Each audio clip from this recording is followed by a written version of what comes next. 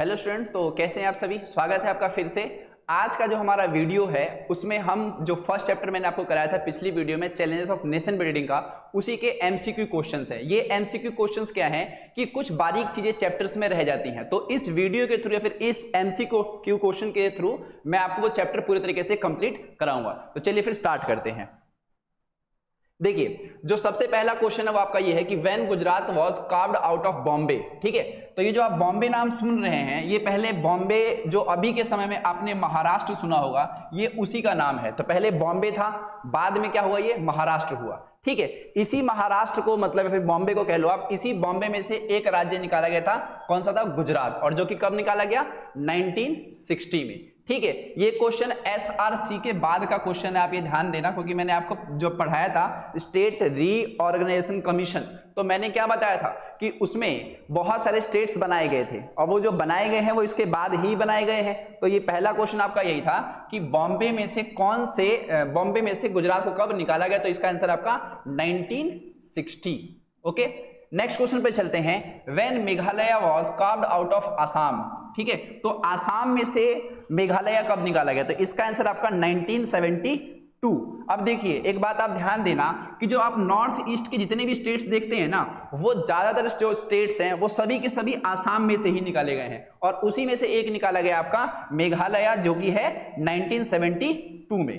ठीक है, अगले क्वेश्चन पे आते हैं। अगला क्वेश्चन आपका, the interim government formed under the cabinet mission plan was headed by. अब यहां पर एक वर्ड आ गया आपका, कौन सा वाला आ गया? Interim government. देखिए, इंटरिम गवर्नमेंट का मतलब क्या होता है? इंटरिम गवर्नमेंट का मतलब होता है अंतरिम सरकार। अंतरिम सरकार का मतलब होता है कि जब तक कोई सरकार चुनी नहीं जाती है तब तक के लिए हम एक सरकार बना दे रहे हैं। मतलब ये कंफर्म नहीं होती है कि परमानेंट ही हो जाएगी, जब तक हम चुन नहीं ले रहे हैं तब तक के लिए जो सरकार होती है उसको इंटरिम या फिर आप अंतरिम सरकार कह सकते हैं। ठीक है, तो अंतरिम सरकार में जो मतलब गवर्नमेंट जो बनाई गई थी एक तरीके से, उसका हेड कौन था ये पूछा जा रहा है, तो पंडित जवाहरलाल नेहरू। और ये बहुत बड़ा मतलब एक कंट्रोवर्शियल वाला चीज है, जिसमें आपने हमेशा सुना होगा कि जो भारतीय जनता पार्टी है वो हमेशा इस पे बात कहती है कि जो पहली बार प्रधानमंत्री बनाया गया था वो पंडित जवाहर को क्यों बनाया गया, सरदार वल्लभ भाई पटेल को क्यों नहीं बनाया गया। वो यही वाला वो सवाल करते हैं एक तरीके से कि ये जो इंटरिम गवर्नमेंट है इसमें उनको बनाना था। ठीक है, तो ये क्वेश्चन था वो। खैर, अगला क्वेश्चन है आपका, द कम्युनल जोन्स एक्सक्लूड। तो कम्युनल जोन एक्सक्लूड का मतलब है जहां पर कम्युनल राइट्स नहीं हुए हैं या फिर जो कम्युनल जोन्स नहीं है। ठीक है, तो लाहौर तो था ही, अमृतसर भी था और कोलकाता भी था, बट यहां पर कौन सा है? जम्मू एंड कश्मीर। तो जम्मू और कश्मीर जो है इसका आंसर है, यानी कि यहां पर जो कम्युनल जोन्स थे वो इसको डिक्लेयर नहीं किया गया था, क्योंकि यहां पर जो राइट्स थे यानी कि जो दंगे फसाद थे वो यहां पर नहीं हुए थे। ये कौन से दंगे फसाद हैं? ये पार्टीशन वाले दंगे फसाद हैं। यानी कि जब पार्टीशन हुआ था इंडिया का, तब कहां कहां पर दंगे देखे गए? तो लाहौर में भी देखा गया था, अमृतसर में देखा गया था और कोलकाता में देखा गया, बट कहां नहीं देखा गया? जम्मू एंड कश्मीर में। तो इसका आंसर जो होगा आपका वो क्या होगा? डी। ठीक है, अगले क्वेश्चन पे आते हैं। अगला क्वेश्चन है आपका, the state reorganisation commission was appointed in which year.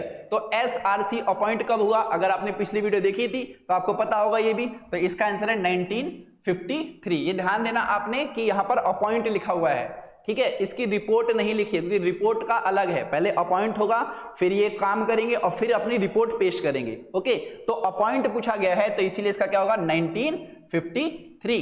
अगला क्वेश्चन है, the cities that were divided into communal zones. Communal, फिर से यहां पर आगे एक तरीके से communal zones during the partition violence were. तो यहां पर फिर से हमें क्या बताना है कि वो कौन से इलाके हैं, कौन से सिटीज हैं जिनको कम्युनल जोन्स डिक्लेयर किया गया था पार्टीशन के टाइम। तो देखेंगे लाहौर, अमृतसर और कैलकाटा। तो ऑप्शन नंबर ए ही होगा, क्योंकि इसमें ये तो है नहीं और ना ही ये आपका इलाका आता है और ना ही ये आता है। ठीक है, तो ऑप्शन नंबर ए पे ही जाएंगे, यानी कि लाहौर में भी हुआ था, अमृतसर में भी हुआ था और आपका कैलकाटा में भी हुआ था। ओके, अगला क्वेश्चन है आपका, name the original state from which Chhattisgarh was carved out. तो छत्तीसगढ़ जो है किस स्टेट से निकला? तो छत्तीसगढ़ का जब आप मैप देखेंगे तो उसके ठीक लेफ्ट में, लेफ्ट का मतलब जब भी आप मैप को देखते हैं तो उसका लेफ्ट, तो लेफ्ट का मतलब कौन सा है वहां पर? मध्य प्रदेश। तो इसका आंसर होगा डी, यानी कि मध्य प्रदेश में से छत्तीसगढ़ को कार्व किया गया। अगला क्वेश्चन है आपका, विच one of the following is a princely state of India initially registered joining the Indian union. तो कौन सा इसमें से प्रिंसली स्टेट है जिसने मना किया भारत में जुड़ने से? तो इसका आंसर है आपका हैदराबाद। तो इसमें मतलब 3 है, मतलब किए तो बहुतों ने थे, बट यहां का ऑप्शन अगर हमें देखना है तो हैदराबाद है कि हैदराबाद ने इंडिया में ज्वाइन होने से मना किया था। ठीक है, अगले क्वेश्चन पे आते हैं। अगला क्वेश्चन है आपका कि which one of the following leaders play a vital role in the integration of the princely state with India. अब यहां पर क्या बताया जा रहा है, जो इंटीग्रेशन किया गया है यानी कि जोड़ा गया है प्रिंसली स्टेट को, इसमें कौन थे सबसे बढ़िया वाले लीडर जिन्होंने काफी बढ़िया की रोल मतलब प्ले किया? तो वो थे हमारे सरदार वल्लभ भाई पटेल, यानी कि इन्हीं की वजह से जो भी हमारे प्रिंसली स्टेट्स हैं वो इंडिया के यूनियन में जुड़ पाए। अगला क्वेश्चन है Amrita Pritam was a prominent poet in which language. जो अमृता प्रीतम है वो किस भाषा की कवि है, कवित्री है सॉरी, तो वो है आपका पंजाबी। ठीक है, ये चैप्टर्स के भीतर के क्वेश्चन है, आप ध्यान देना, अगर आप चैप्टर्स नहीं पढ़ते हैं तो यहां से कवर हो जाएंगे।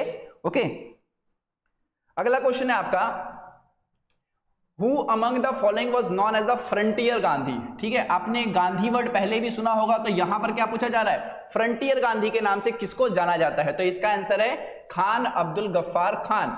फ्रंटियर गांधी को हिंदी में सीमांत गांधी भी कहा जाता है। क्या कहा जाता है? सीमांत गांधी। अब देखिए सीमांत गांधी जो थे वो काफी बढ़िया नेता थे और ये पाकिस्तान प्रांत के थे। ठीक है, जो आपका नॉर्दर्न इलाका है पाकिस्तान का उधर के ये थे, और इन्होंने भी क्या किया था, अपोज किया था। किस चीज को अपोज किया है? इन्होंने अपोज किया है जो इंडिया का डिवाइड हो रहा था on the basis of the religion, उन्होंने इसको अपोज किया था। खैर, तो फ्रंटियर गांधी का आंसर क्या होगा हमारा? खान अब्दुल गफ्फार खान, यानी खान अब्दुल गफ्फार खान को ही फ्रंटियर गांधी कहा जाता है। अगला क्वेश्चन है आपका what percentage of the total population of India were Muslims in 1951। यानी कि 1951 के समय में इंडिया की पॉपुलेशन क्या थी? मुस्लिम्स वाली पूछी गई है, यानी कि आफ्टर पार्टीशन की बात हो रही है।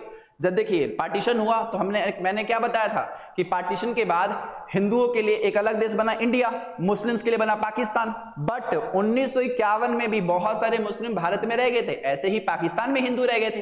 तो यहां पर क्वेश्चन क्या पूछा गया है कि भारत में पार्टीशन के बाद 1991 के टाइम पे कितने परसेंट मुस्लिम बच गए थे?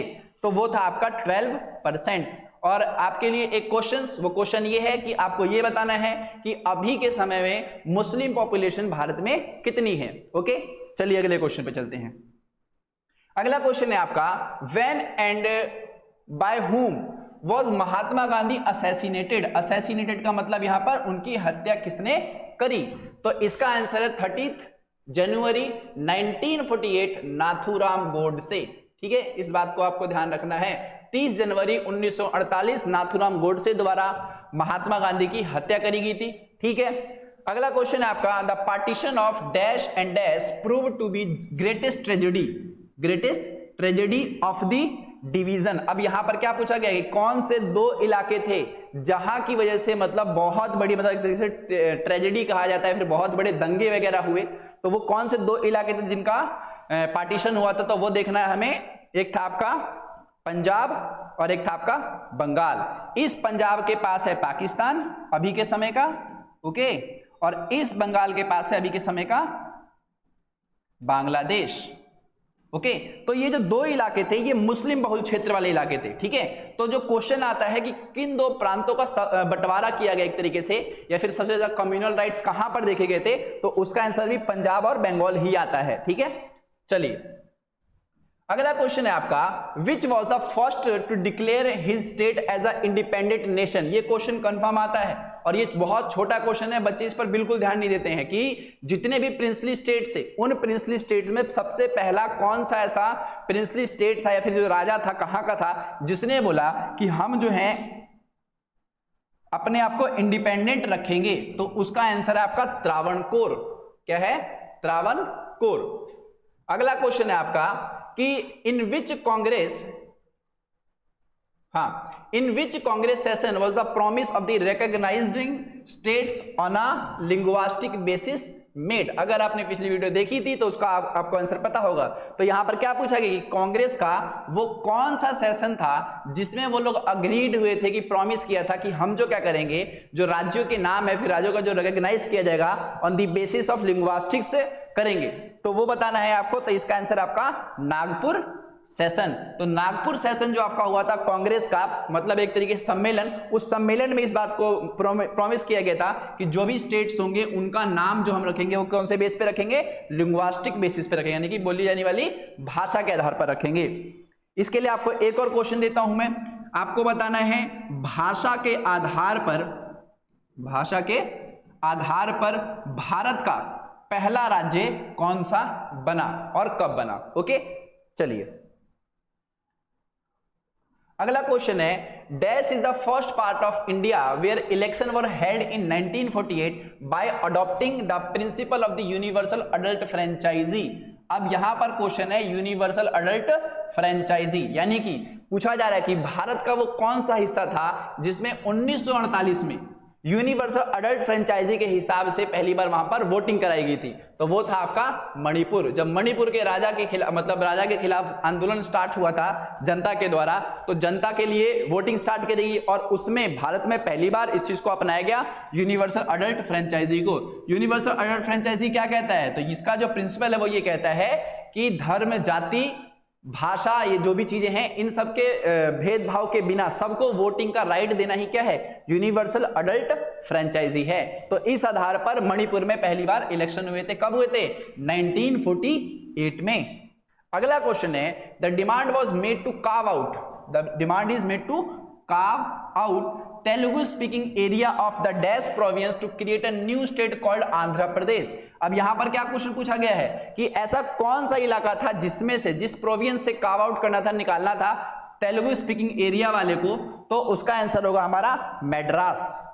ठीक है, तो मद्रास जो था वो एक अलग प्रोविंस था, उस मद्रास में से तेलुगु स्पीकिंग जो मतलब रीजन था उसको निकाला गया। इसी के लिए वो आंदोलन चलाया गया था सबसे पहला 1951-52 के आसपास, और वही पहला राज्य भी बना, जो कि मैंने क्वेश्चन भी पूछा है आपसे भाषा के आधार पर, तो उसका आंसर आपको ही देना है अभी भी।